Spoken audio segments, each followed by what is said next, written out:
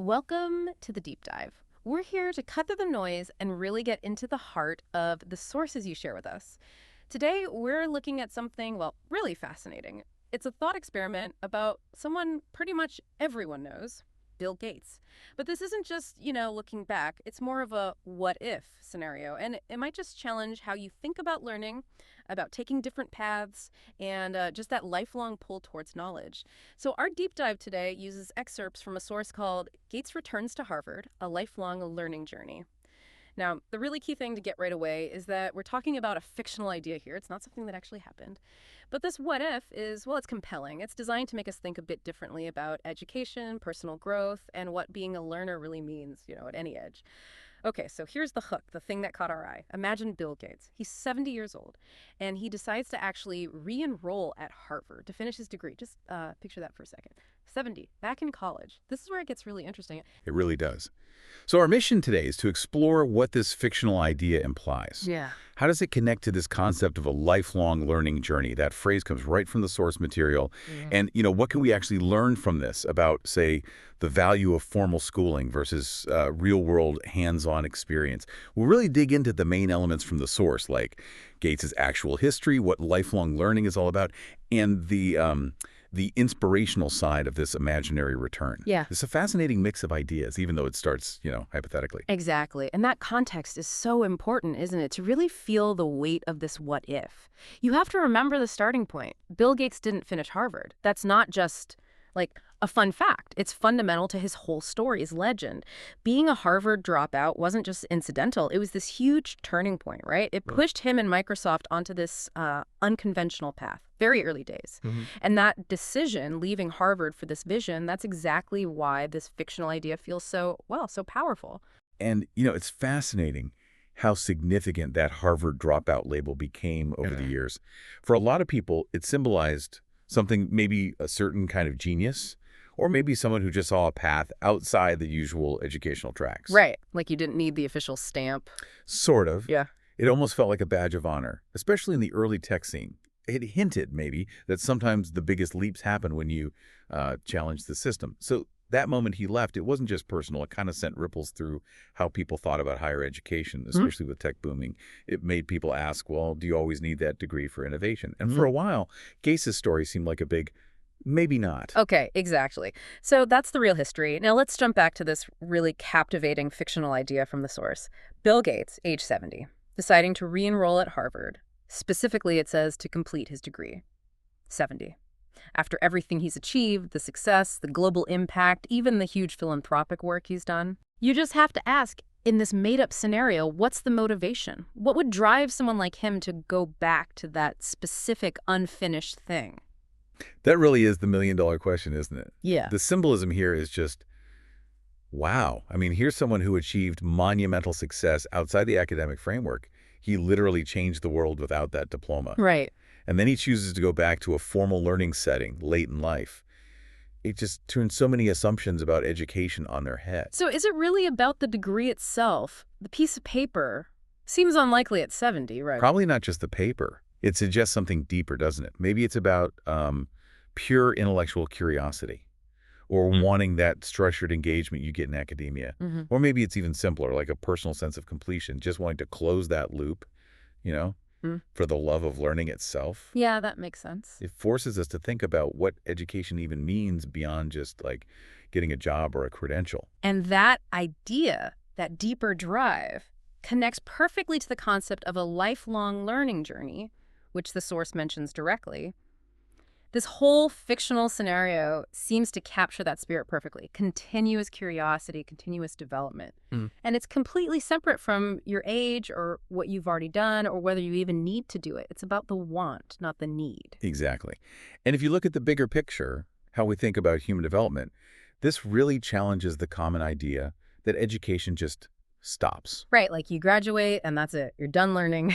Yeah, we're sort of conditioned to see it that way. That's something for when you're young, Yeah. to get you ready for a career. Yeah. But this lifelong learning journey idea is much more holistic, dynamic. In adult education, there's this concept, andragogy, how adults learn.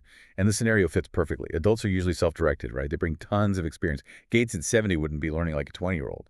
His questions, his perspective, totally different. Oh, absolutely. Imagine him in class discussions. Exactly. It would enrich everything. His Yep. path would be early formal study, then decades of intense practical application, real-world learning, and then maybe cycling back to formal study, not because he has to, but for enrichment, maybe deeper understanding, or just the joy of it. It's a great example of continuous engagement.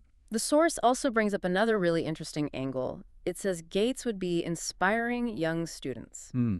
So it's not just about him, this fictional return. There's this idea of impact, maybe mentorship, or leaving a certain kind of legacy adds another whole layer. It really does. And the source is specific about how he'd inspire them. It says, with stories from Microsoft's early days. Okay. Now, think about that, the value of those stories. These aren't just like case studies from a book. No, it's lived history. Exactly. Yeah. Lived experience from the absolute ground floor of the PC revolution. Imagine him sharing not just the wins, but the failures, the near misses, the tough ethical calls they had to make. Yeah, the stuff you don't usually read about. Right.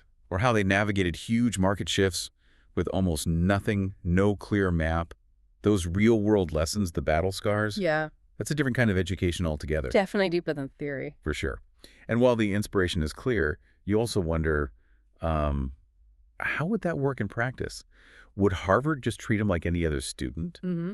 Or would there be this sort of expectation, maybe even a good one, to, leverage his experience somehow? Good point. It really makes you stop and think about what this whole fictional idea tells us, as listeners, about our own learning paths. Does it sort of challenge how we think about when we're supposed to learn things? Hmm. Does it maybe suggest it's never really too late to go back to something educational we put aside or finish something? Or start something new entirely. Yeah. Yeah. Or maybe that the real value isn't just the diploma, but the constant gathering of knowledge, different viewpoints. Right. Just staying curious your whole life. I keep picturing him like in the student union arguing about code with some first-year student late at night. It totally flips the script on the usual campus dynamic, doesn't it? It really does. And that highlights the multiple layers of value in this fictional return. It's not just for Gates himself. It benefits the whole university, the current students. His imaginary presence would build a bridge between generations in a way you rarely see. Connecting theory and practice. Exactly. Connecting the academic theory with decades of real-world application and all the wisdom that comes from that kind of experience. Hard-won wisdom. It really emphasizes that learning in an academic setting isn't just about soaking up information. It's also about engaging with and being enriched by the insights people bring from their diverse lives. It becomes a two-way street. Precisely. A reciprocal exchange. The experienced learner gets fresh perspectives from the formal structure, and the younger learners get this incredible insight from someone who's truly, been there, done that on a massive scale. It's a powerful statement on how theory and practice can feed each other. Wow. Okay, so what a journey this deep dive has taken us on today. We started with the real story, the well-known fact of Bill Gates leaving Harvard, a decision that absolutely changed his life and arguably the world. Then we dove into this really compelling fictional idea from our source, Gates returning at 70.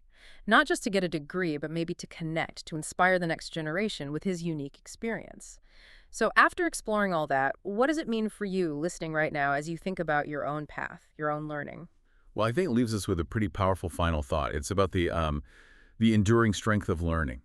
It suggests that personal growth isn't really a straight line with an end point. It's more like a continuous loop, maybe even cyclical. Right, not just point A to point B. Exactly.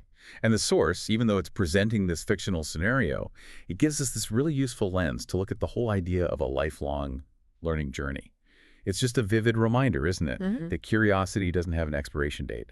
And that desire to understand, to grow intellectually, you can act on that or maybe even rediscover it at any stage of life, No. no matter what you've already done. Absolutely. So I guess the provocative thought I want to leave you with today, building on everything we've talked about, is this.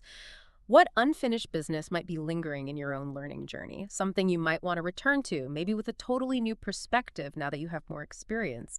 Or perhaps what completely new field might you be inspired to explore? Just based on this idea that even someone like Bill Gates, a college dropout who reshaped technology, might, hypothetically at 70, still seek out more knowledge. Simply for the joy of it. Something to think about. Thank you for diving deep with us today.